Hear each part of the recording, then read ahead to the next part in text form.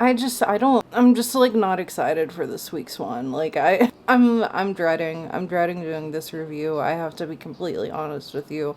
It's just so boring. It's just so boring. It's a Friday once again.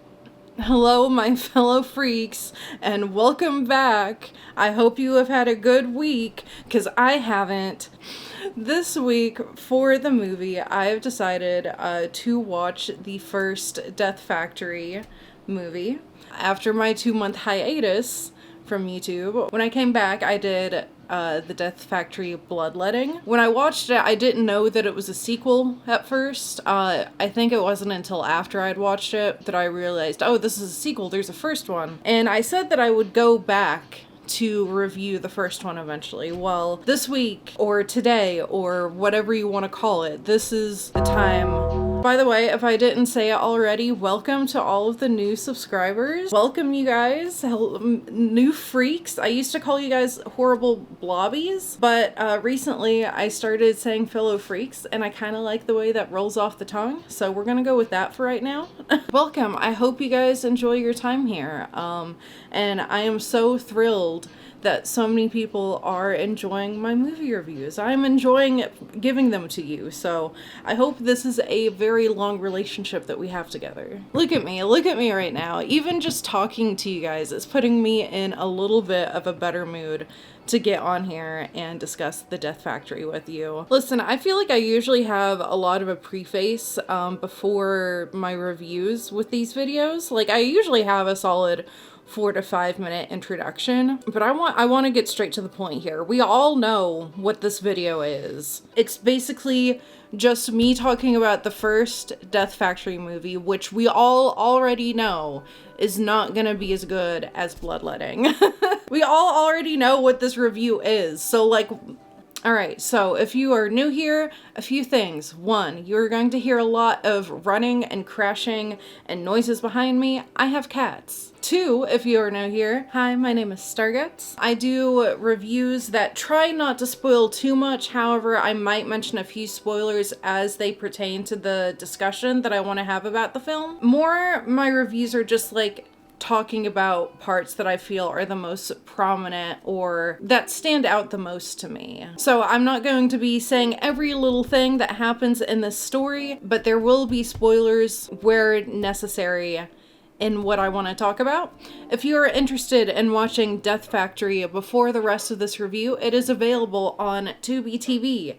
I will provide a link in the description, so it is that much easier for you to watch if you would like to watch it before the rest of this review. By the way, I'm not sponsored by Tubi TV, but I would very much like to make that happen in the future. I fucking love Tubi TV. So let's get into a little bit of a synopsis of what Death Factory is about. As a group of college friends finish their freshman semester, they celebrate by partying in an abandoned factory on the other side of town. Once inside, the group discovers the dark history of the factory, what led it to be shut down, and what still lurks in the shadows. Really quick little synopsis, you'll notice, and that is because it's like a really generic cut and dry slasher kind of narrative. It's a bunch of young people going into an abandoned place to get drunk and high and have sex, and they die. They all die.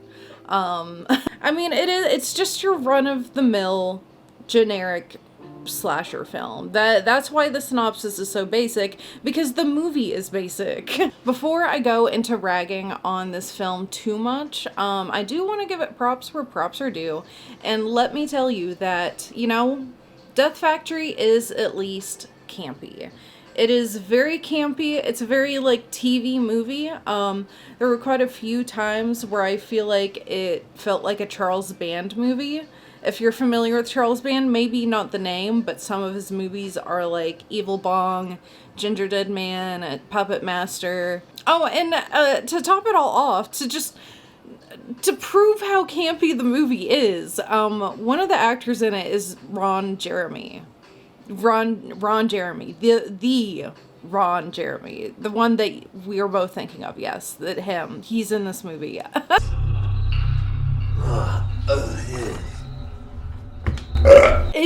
Why is he in this movie? Even as soon as the film begins with the opening credits, the background music choice, that shit felt exactly like a 90s either straight to DVD or, like I said, TV movie. So much about this and the production quality of it reminds me of a TV movie.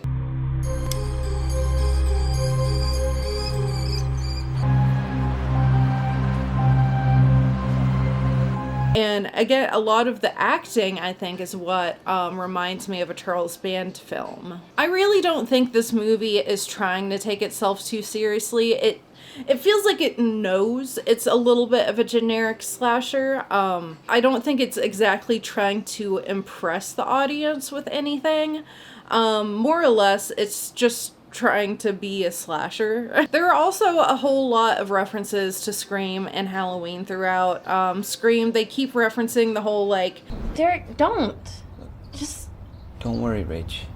Look, Don't say it, man. Don't worry, I'll be right back. And then for Halloween, they have a reference with, like, the boobs poking out of the sheets, like the blonde chick does. I don't remember her name. So there's obviously, like, a love for slashers in this, although it does feel like the only familiarity the filmmakers had with slashers with this film was Halloween and Scream, which, fair. I mean, I guess those are some of the main two, right? I'd say those are the two that majority of people have seen. So for all of these combined campy qualities, I will say that it can be pretty laughable at times, and I do appreciate that it at least does not take itself seriously. I think it knows that no one's gonna take it serious, that it is just like a funny B-movie, and it succeeds at that, at the very least. So, you know, like I said, I'm gonna give props where props are due. They have Ron Jeremy in here, and like all these campy features are fine and dandy and great, and at moments laughable, but how can it be so campy?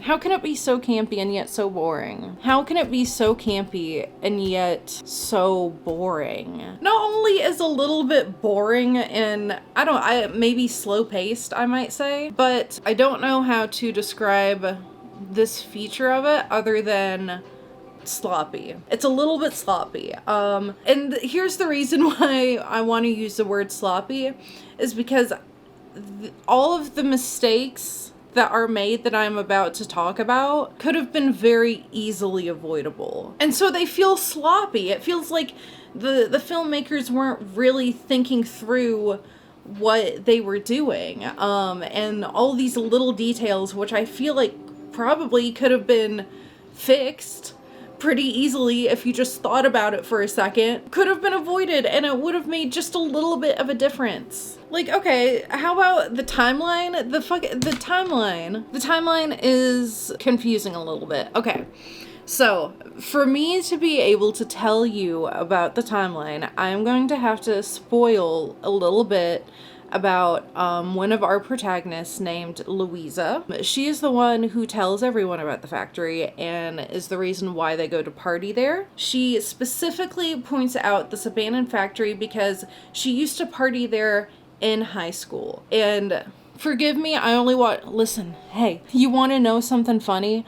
I only watched this one twice. My second rewatch, I didn't want to watch it again so bad that I recorded the clips that I needed on the second rewatch instead of having to watch it a third time. I just need you to know that. But I'm pretty sure the exact wording is that she used to party there back in high school, okay? These characters are all college age. They have all just finished their freshman year of college. So let's say they're probably about 19, I would say, right? Oh, but they're drinking.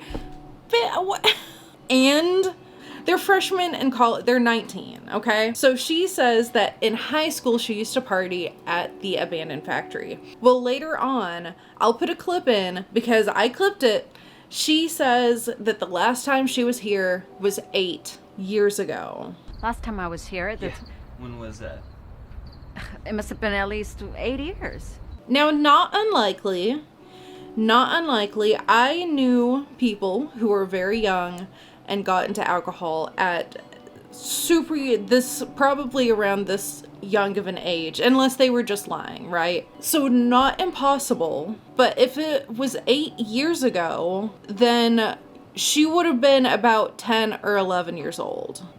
So you went to an abandoned factory to party and drink at 10, 11 years old. Again, not impossible, right? Because there are 10 and 11-year-olds out in the world that do this. It feels, especially, okay, she said high school. She said high school. High school to her would not have been 8 years ago. That's not 10 years old. 11 years old is not high school.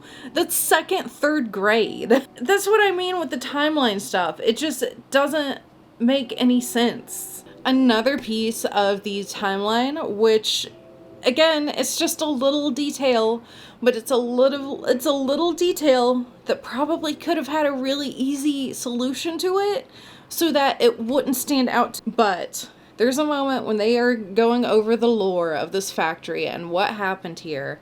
And, it's Dyson Chemicals, same as in Bloodletting. There is a flashback to a guy who I guess is supposed to be a scientist. He kind of looks like a scientist. And he is working in the factory before it was abandoned. However, behind him is all of the exposed wood framing and plywood. He's dressed, again, I think kind of like a scientist, and yet he is in a completely wooden plywood room working in a factory that is supposedly still in operation.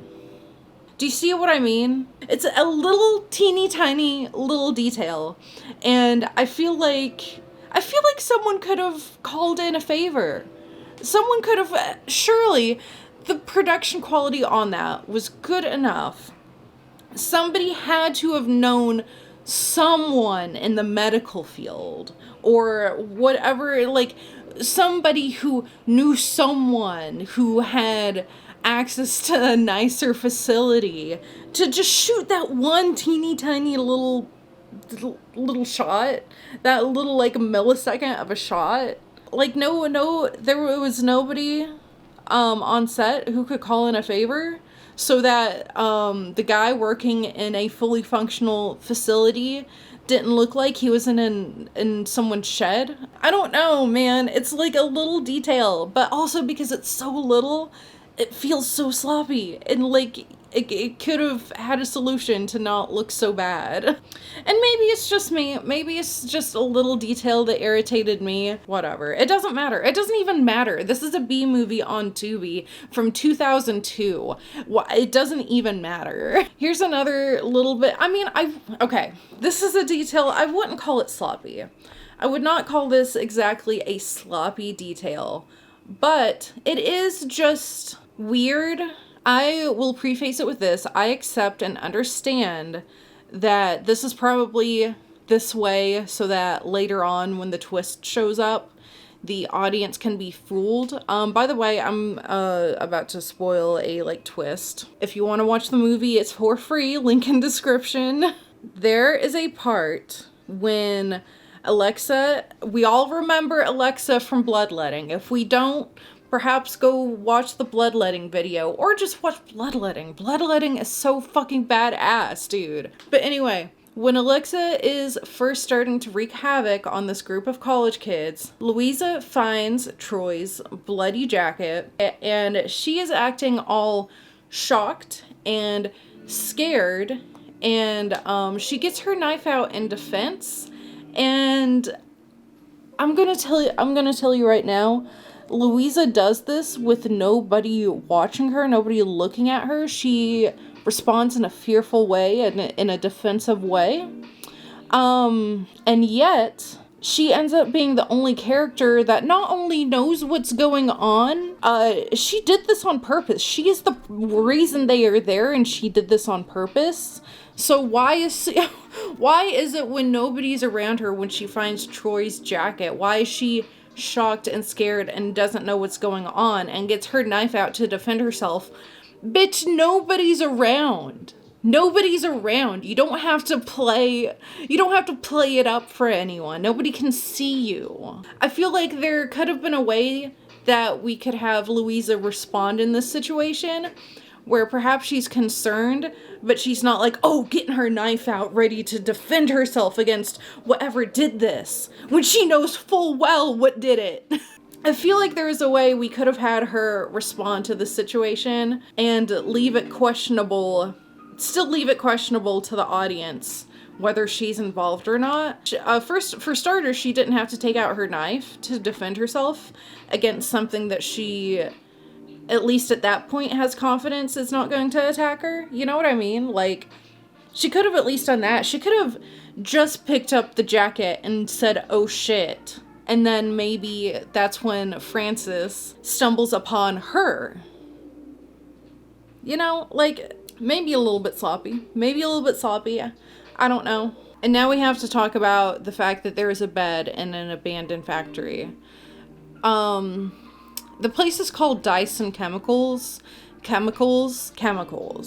Why is there a bed inside of the facility? I'm willing to chalk this up just being campiness. Fine, I will accept that. But why is there a bed in the factory? Why would there be, like, they could still have sex. They don't have to have sex on a bed. I'm going to hope the bed is just there for campiness, and I'll accept it. I'll just accept it. It's not even a big deal. It doesn't even matter. It's probably just there for the campiness. You know what I mean? So I don't even know why I have it in this section. Now, one of the last things I want to cover with this movie is obviously Death Factory versus Death Factory Bloodletting. Now, it's no secret. We all know Sean Tretta's Bloodletting and Alexa design is incredibly overpowered. I mean, that shit is OP as fuck. And we get that, right? We are all on the same page about that one. But listen, the OG Alexa design isn't that bad.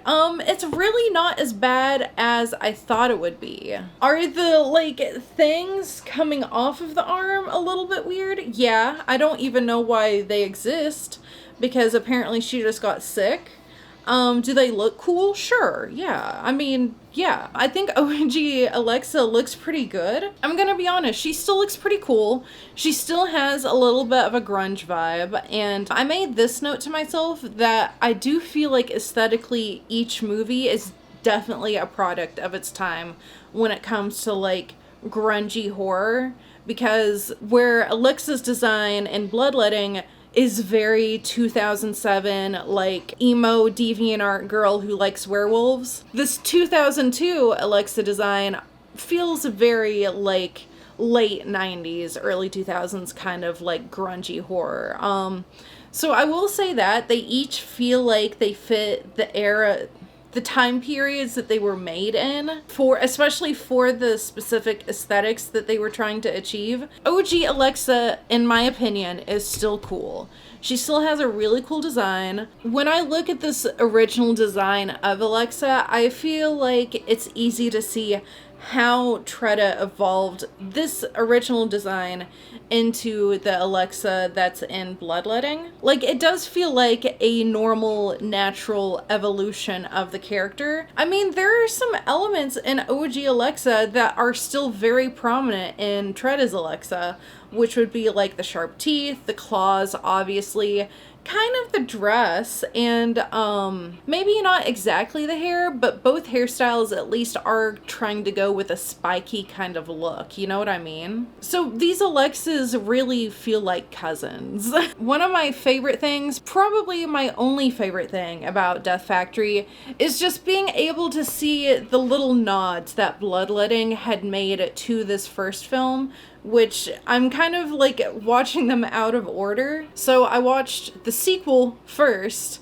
and now I've watched the original movie second. So I want to call it like a callback. I guess it would still be a callback, right? Because the sequel is calling back to the first one. All the little callback details that Bloodletting had to this first movie, even though they're kind of they feel like very different films. Death Factory is like a very generic, safe slasher, and Bloodletting is perfect. But some of the callbacks, including like how Dennis mentions in Bloodletting that he had two sisters and one of them died. We get to, I genuinely was not expecting for that to be a plot that comes up within the first one. Like, I don't know. I didn't think that was going to be part of the first one. So I was genuinely surprised and actually pretty excited about that. Spoiler alert, just skip a few seconds. Both movies have crazy siblings that are protective of Alexa and, getting her people to eat. And I really love that. I feel like we need to have a third Death Factory movie. But I need this one to be done by Tretta again. I think we should keep running with the theme of some kind of relative being partially the antagonist of the film. So I'm thinking perhaps Tretta, for Death Factory 3, either we could have a third sibling of Alexa's, perhaps we could have Alexa's mom, or you know what? Maybe we could focus on M9, and it's M9 and one of her siblings. You know, just some food for thought. Shoot me an email. we can start on the script for Death Factory 3 ASAP. And it'll come out next year. I'm so upset. I mean, unless there's a third one that I don't know about, but as far as I know, I haven't seen evidence of a third Death Factory movie. And listen, if it's not done by Tretta anyway, I don't think I'm gonna care. This series, this franchise, should just be given to him. I think he should just make 11 Death Factory movies, like there's about to be 11 Saw movies. This Death Factory movie, listen to me, guys. Listen. It's not like this is a bad movie. It's not a bad movie, okay? It's at least funny in some capacity. It has its moments. Let me share with you. One of my favorite moments is when two of the protagonists, Louisa and Rachel, are fighting, and the set literally just starts falling on top of them while they're fighting, and they left it in. It's the cut that got into the film. And I don't think the set was supposed to be doing that. So it can be really funny and it can be super campy. But outside of the very few laughable moments that are in it, it's safe. It's safe. It's generic. It's a little bit boring. Like, it doesn't really feel like anything interesting happens. If you're gonna watch it just to laugh at something that is truly kind of a generic B-movie slasher. I mean, like I said before already, it's safe. It's a safe movie. It's kind of identical to any B-movie slasher that you could have seen. But again, it's not that it's a bad movie. It's not technically bad. It's just meh. I'm telling you, I was bored. It's fine. It has funny moments. Watch it with a group of friends when you're stoned, fine. But I'm telling you, it's boring and you're not gonna watch it more than once. So what tier am I going to be placing the OG original Death Factory in? Let me start by telling you first that I really wanted to put this in a D tier. I feel like that was a little bit unfair. I feel like it's unfair to put it in D tier. I don't think it actually deserves to be there. I'm just bored. I want it to go there, but that's not fair. So, C tier. I'm throwing it in C tier because it's just meh. It's very mediocre. Again, safe. Nothing exactly thrilling about this film. It does have some campy charm to it. Alexa's design still is really cool. Good movie to watch just once with a group of friends, maybe. Just to laugh at. Like I said, that part when the set is falling on two people who are fighting, that's pretty funny. But other than that, it's boring. Like, it's not gonna be anyone's favorite movie, and it definitely did not leave as huge of an impression on me as Bloodletting did. So, womp womp. And with that, even though it might be a little bit of a short one this week, that does it for another movie review. So, I hope you enjoyed it this week. Thank you guys so much if you made it all the way to the end of the video. Time is precious, and I really appreciated that you used your time to watch this whole damn thing. Wow! I appreciate you being here. I appreciate you using your time to do this. You know what? If you made it all the way to the end, instead of putting an emoji this time, actually drop a suggestion for a horror movie that you want to see me review, especially if it is a B movie. Especially if it is a B movie. That has been my niche lately. That is what I enjoy doing, and that seems to be what you guys enjoy as well. So, give me a suggestion in the comments. What is another B movie I should try out? If you like this video, please make sure to give it a thumbs up. It is a free and easy way to help support this channel and support me. If you dislike the video, feel free to dislike it as well. However, just know if you hit that dislike button, I'm gonna assume that your favorite movie in the world is Winnie the Pooh, Blood and Honey, and do you want me to know that about you? And if you like this video so much that you want to continue to hear me ramble about other B movies or disturbing cinema, be sure to hit that subscribe button and the bell notification so you can be notified every time that I make a new upload. Which, by the way, movie reviews are every Friday at 4 p.m. I also regularly go live. Now I've moved to Twitch. You can find me here. The days that I go live depend on the days that I work in the week, but I usually try to go live about 6 to 6:30 p.m. Eastern Standard Time. And here are some of the other socials that you can find me at. Again, just thank you so much for being here, for enjoying this video, and I will see you guys in the next one. Have a good night and stay safe out there.